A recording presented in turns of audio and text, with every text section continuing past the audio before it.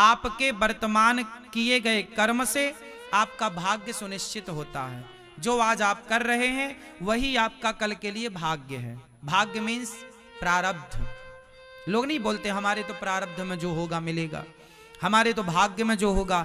भाग्य और प्रारब्ध एक ही चीज है, पर्यायवाची है। जो भाग्य में होगा मिलेगा, जो प्रारब्ध में होगा। तो प्रारब्ध और भाग्य बना कहां से?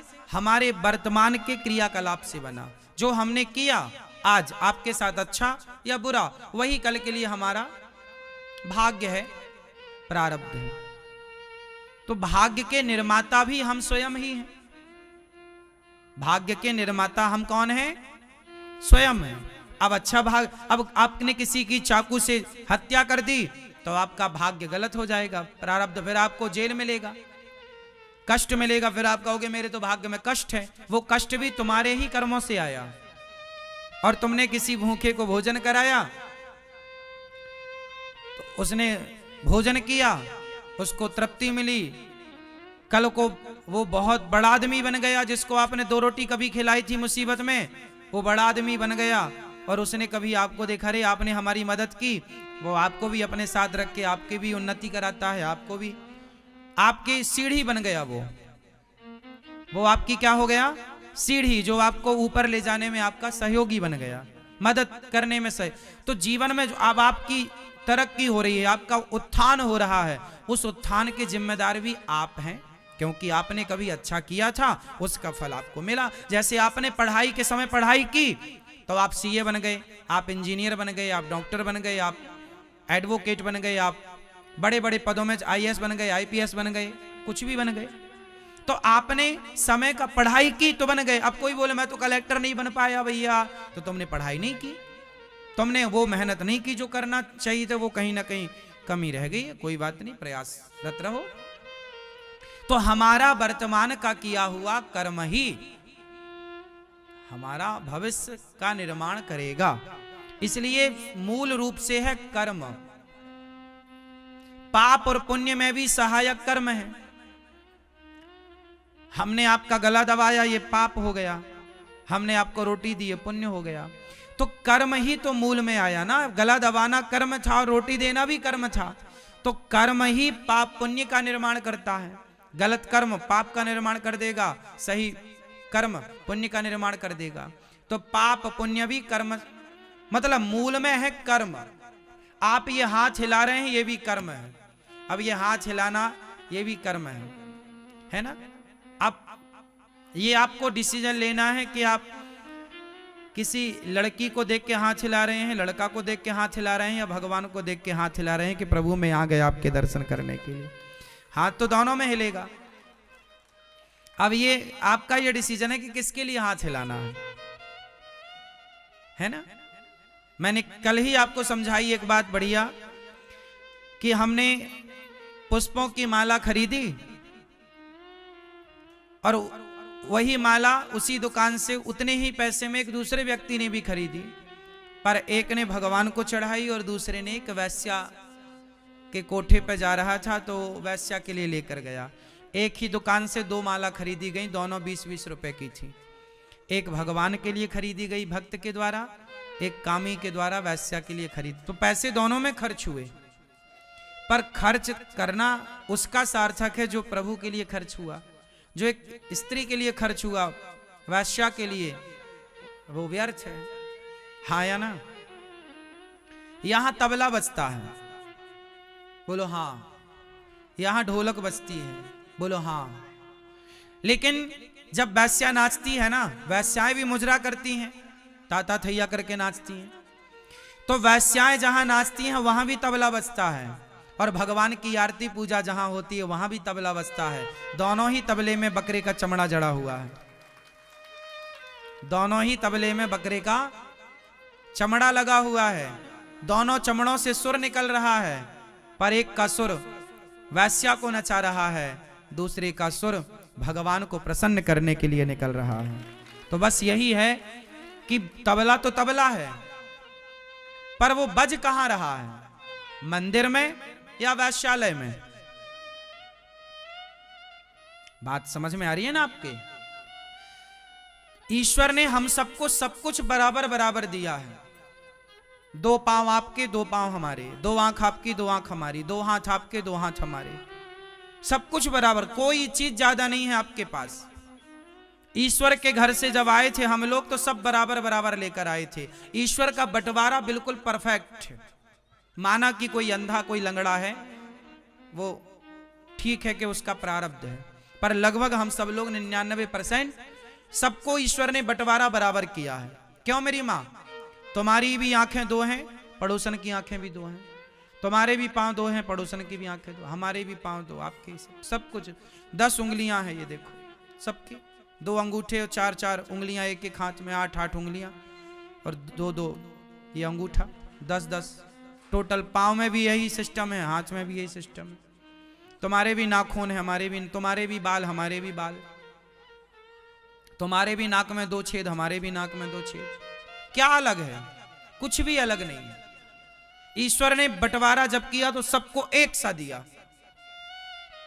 फर्क यहां है कि जब ईश्वर का बंटवारा हुआ और आप संसार में आए तो किसी ने अपनी इन आंखों से प्रभु के चरणों को देखा, तो किसी ने इन्हीं आंखों से पराई नारी को छिप छिप करके देखा। बस देखने का फर्क है। आंखें तो ईश्वर ने सबको दी हैं, आप देख क्या रहे हैं मायने ये रखता है। पांव तो दिए हैं, आप लोग पांव दिए तो आप चलकर वृंदावन आ गए, और कोई अपने पांव से चल करके वैश्या के कोठे में जाता है, तो कोई चलकर शराब की दुकान में जाता है। तो पांव से चलकर या तो आप वैश्या के पास जाएं, या तो शराब की दुकान में जाएं, या तो चलकर वृंदावन आए। पांव की जरूरत तो वैश्या के यहां भी पड़ेगी, पांव की जरूरत तो वृंदावन में भी पड़ेगी। तो पांव ईश्वर ने सबको दिए हैं। अब चलकर कहां जाना है ये डिसीजन आपका है, ये डिसीजन भगवान का नहीं है। लोग कहते हैं भगवान की मर्जी के बिना पत्ता नहीं हिलता, तो भगवान थोड़ी तुम्हारा हाथ पकड़ के कोई वैश्या के पास ले गए थे। भगवान थोड़ी रावण का हाथ पकड़ के ले गए थे कि जा सीता को चुरा ले। ईश्वर ने आपको दी रखा है ना, बंटवारा कर रखा। ईश्वर ने आपको बंटवारा किया, हाथ पांव के साथ साथ आपको ईश्वर ने 50 साल 100 साल का समय भी दिया है। मेरे पास कितने साल का समय है? मेरे 33 साल पूरे हो गए जीवन के। मैं 33 वर्ष जीवन के कार्यकाल पूरा कर चुका। अब पता नहीं मेरी कितनी और आयु है, मुझे नहीं पता, लेकिन जितनी भी है वो उतनी ही रहेगी, बढ़ेगी नहीं। मैं 70 साल का हूं कि 50 साल का हूं कि 40 का हूं कि 100 का हूं, ये ईश्वर जाने। जितना भी मैं हूं बस हूं, एक दिन भी बढ़ेगा नहीं मेरा। जिस दिन टाइम पूरा होगा, चलो भैया अनिरुद्धाचार्य चलो आओ वापस, चलो ठीक है चलो, जाना पड़ेगा। कोई ये संसार हमारे बाप का थोड़ी है। यहां तो हम आए हैं, किराए से रह रहे हैं और कार्यकाल पूरा करेंगे जाएंगे। हमें 100 साल का समय मिला, माना कि उदाहरण के तौर पर, उस 100 साल का समय आपके पास भी है। अब 100 साल में, उसी 100 साल की आयु में कोई विवेकानंद हो जाता है, कोई राम हो जाता है, कोई रावण हो जाता है। वही समय पर कोई राम बन जाता है। जो आपने अपने समय का दुरुपयोग किया तो रावण हो गए, और आपने अपने समय का सदुपयोग किया तो राम हो गए। बात समझ में आ रही है? ईश्वर ने आपको ज्यादा कम नहीं दिया, बराबर दिया है। ईश्वर की तरफ से न्याय सबके लिए। ईश्वर की नजर में सब एक हैं। यहां आकर कोई हिंदू हो गया, मुसलमान हो गया, सिख हो गया, ईसाई हो गया, ईश्वर ने तो इंसान भेजे थे। मजहब पंथ धर्म बंटवारा जातियां तो ईश्वर ने, भगवान ने इंसान भेजे थे, बंटवारा संसार में हो गया। ईश्वर ने जब पानी बरसाया तो वो पानी था, लेकिन पानी की बूंद गंगा में गिरी तो वो गंगा जल हो गया, यमुना में गिरी तो यमुना जल हो गया, नाले में गिरी तो वही पानी नाला हो गया। बस ईश्वर ने तो पानी बरसाया था। गंगा तो यहां हुई, यमुना तो यहां बनी। जो पानी यमुना से जुड़ गया वो यमुना हो गया, जो गंगा से जुड़ गया वो गंगा हो गया, और जो नाले से जुड़ गया। ईश्वर ने ना तो नाला बनाया ना तो बंटवारा किया। ईश्वर ने तो केवल पानी बरसाया था, शुद्ध जल। वो संगति से हो गया। संगत गंगा की कर ली तो बरसता पानी गंगा बन गया, संगति नाले की कर ली, बरसता पानी नाला। संगत से गुण आते हैं, संगत से गुण जाएं, लोहा जड़ा जहाज में पानी में उतराए। संगत बड़ी मायने रखती है। अर्जुन ने कृष्ण की संगत कर ली और दुर्योधन ने शकुनी की संगत कर ली। जीत दुर्योधन की नहीं है और जीत अर्जुन की नहीं है, जीत अर्जुन की संगति की जीत है। संगति अच्छी होगी तो विजय आपकी है, संगति बुरी होगी तो पराजय आपकी है। संगत बहुत मायने रखती है, सलाहकार बहुत मायने रखते हैं। जितना श्रेष्ठ सलाहकार, गुरु क्यों बनाना चाहिए? गुरु सलाहकार है। गुरु, लोग कहते हैं गुरु क्यों बनाए महाराज जी? गुरु का अर्थ होता है जो आपके अज्ञान के अंधकार को मिटाए। गुरु का मतलब होता है जो आपको सही गाइड करे, सही राह बताए। सही मार्गदर्शक का नाम गुरु है। इसलिए बिना गुरु के सही मार्गदर्शन हो ही नहीं सकता। इसलिए जीवन में गुरु बनाना जरूरी होता है। गुरु बिन भव निधि तरय न कोई। सही गुरु की गाइडलाइन मिल जाएगी, सही राह मिल जाएगी तो आपका जीवन सही हो जाएगा।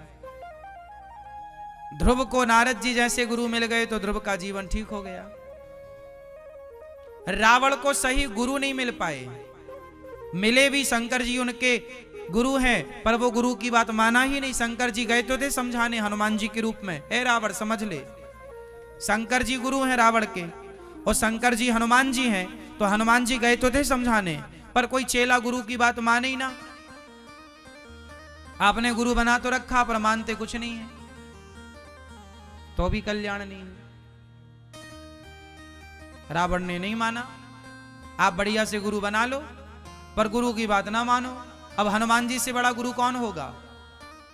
कृपा करहूं गुरुदेव की नाई, जय जय जय हनुमान गोसाई। हनुमान जी गुरु, पर हनुमान जी जैसे गुरु की बात रावण ने नहीं मानी। रावण खुद बोलता, मेला हमई कपि गुरु बड़ ज्ञानी। रावण मानता था इस बात को कि हमारे गुरुजी, लिखा है हनुमान सुंदरकांड पढ़ो, उसमें लिखा है रावण ने बोला है कि हमारे गुरुजी, मेला हमई कपि गुरु बड़ ज्ञानी। रावण ने गुरु बोला हनुमान जी को। वो जानता था कि शंकर जी हैं। रावण त्रिकालज्ञ था, कोई ऐरा गहरा नत्थु खैरा नहीं था, बड़ा पंडित था। वो जानता था कि शंकर जी हैं, हमारे गुरु जी हैं, पर अभिमान ने पर्दा डाल रखा था रावण की बुद्धि में। सब कुछ जीरो था, रावण सब जान, लेकिन अभिमान का पर्दा था। अपने मुंह से कह रहा है वो कि ये हमारे गुरु जी हैं, मेला हमारी कपि गुरु बड़े ज्ञानी, हमें बड़ा गुरु मिल गया ज्ञानी, कपि बंदर।